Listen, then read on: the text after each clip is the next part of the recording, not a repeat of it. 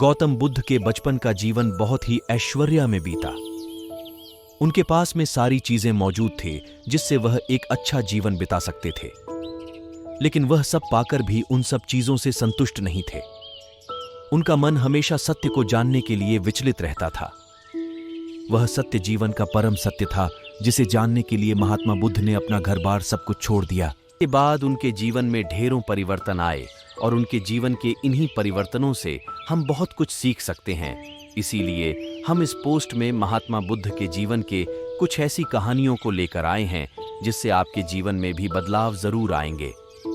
तो चलिए सुनते हैं। एक बार एक भिखारी अपने जीवन से परेशान हो चुका था, क्योंकि उसे अपने जीवन को चलाने के लिए भीख मांगना पड़ता था। उसे हर एक चीज के लिए भीख मांगना पड़ता था। इसी बात को लेकर वह दुखी रहता और दिन भर यही सोचता कि उसकी जीवन में बदलाव कैसे आएगा। यह सोचकर वह निराश हो जाता। वह हर दिन देखता कि बहुत सारे लोग निराश होकर आंखों में आंसू लिए लोग और विभिन्न चिंताओं से परेशान लोग गौतम बुद्ध की तरफ जाते और वापस लौटते समय वे लोग बहुत ही खुश होते थे।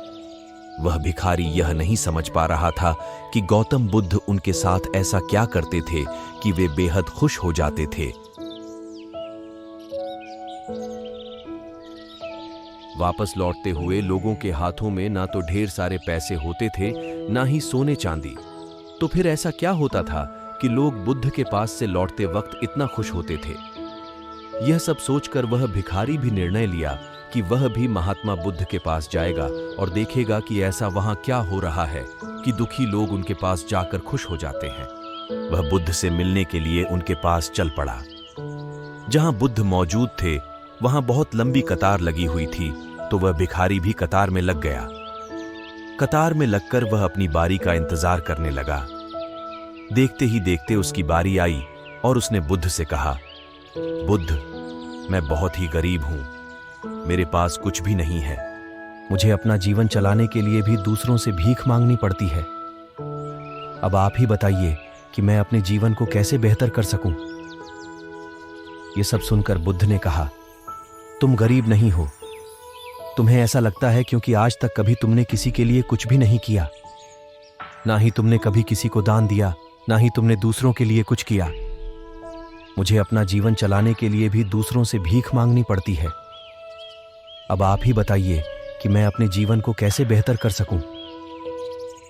यह सब सुनकर बुद्ध ने कहा, तुम गरीब नहीं हो। तुम्हें ऐसा लगता है क्योंकि आज तक कभी तुमने किसी के लिए कुछ भी नहीं किया।